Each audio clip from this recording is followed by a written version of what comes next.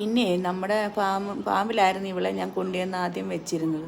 അപ്പോൾ ഇവളാണെങ്കിൽ എപ്പോഴും ഇങ്ങനെ യൂറിനകത്ത് തന്നെ കിടക്കുന്നത് കേട്ടോ. അവനെ ഇടയ്ക്കിടയ്ക്ക് തുണിയൊക്കെ മാറി കൊടുക്കുകയൊക്കെ ചെയ്യുമായിരുന്നു. പക്ഷേ എങ്കിൽ പോലും അതേണ്ട അവിടെ പൊട്ടി. ഇപ്പം ഉണങ്ങി കേട്ടോ.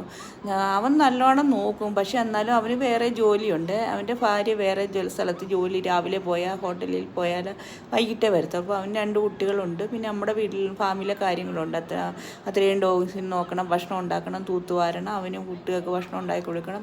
എന്നാലും ഏറ്റവും നല്ലതായിട്ടാണ് ഇവിടെ നോക്കിക്കൊണ്ടിരുന്നത് കേട്ടോ. പിന്നെ ഞാൻ വീൽ ചെയർ വാങ്ങിയപ്പോൾ ആ കൊച്ചൻ ഭയങ്കര തുന്തിരിയാണ്.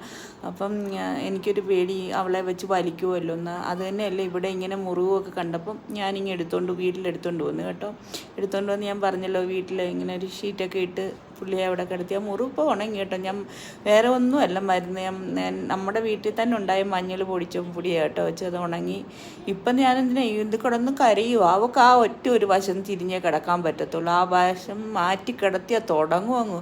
ആവശ്യം സാധിച്ചെടുക്കുന്നിടം വരെ ഇങ്ങനെ അങ്ങോട്ട് കരയും. വീൽ ചെയറിൽ ഇരിക്കും. ആവശ്യം കഴിഞ്ഞ് കഴിഞ്ഞാൽ നമ്മൾ ഇരുത്തിയാൽ ഇഷ്ടപ്പെടത്തില്ല. കരഞ്ഞ് സാധിക്കും. ഇനി ഇതെങ്ങനെ കിടത്തിയേക്കുന്നു, കരഞ്ഞ് നമ്മളെ കൊണ്ട് തിരിച്ച് കിടത്തിക്കും. അതുവരെ അവൾ കരയും. ഭയങ്കര വാശിക്കാരിയാണ്. ഫുഡായാലും വേണ്ടാന്ന് പറഞ്ഞാൽ വാ തുറക്കത്തില്ല.